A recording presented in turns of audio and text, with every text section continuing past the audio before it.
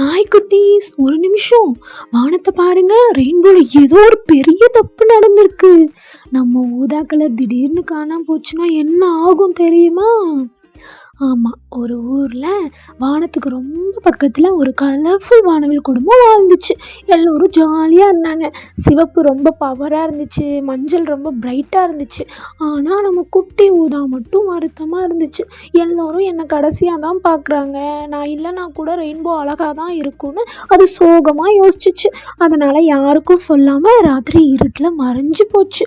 அடுத்த நாள் காலையில் வானம் ரொம்ப பிரகாசமாகவே இல்லை. ரெயின்போவை பார்த்தா ஐயோ, அங்கே ஒரு பெரிய கேப்பு. எல்லோரும் பயங்கரமாக ஷாக் ஆகிட்டாங்க. எல்லா கலர்ஸும் சேர்ந்து நம்ம ஃப்ரெண்டை தேடணும் அப்படின்னு வேகமாக பூமிக்கு வந்தாங்க. ஊதா இல்லாமல் அவங்க ஷைனிங் கூட குறைஞ்சி போச்சு. கடைசியாக ஊதா ஒரு இருட்டான கல்லுக்கு பின்னாடி மங்கி போய் சோகமாக இருந்தது.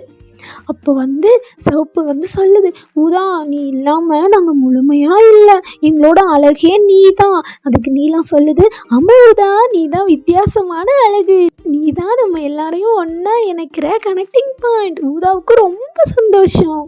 ஊதா மீண்டும் ஒளிர ஆரம்பிச்சிச்சு. எல்லா கலர்ஸும் சேர்ந்து ஹைஃபை பண்ணிக்கிட்டாங்க.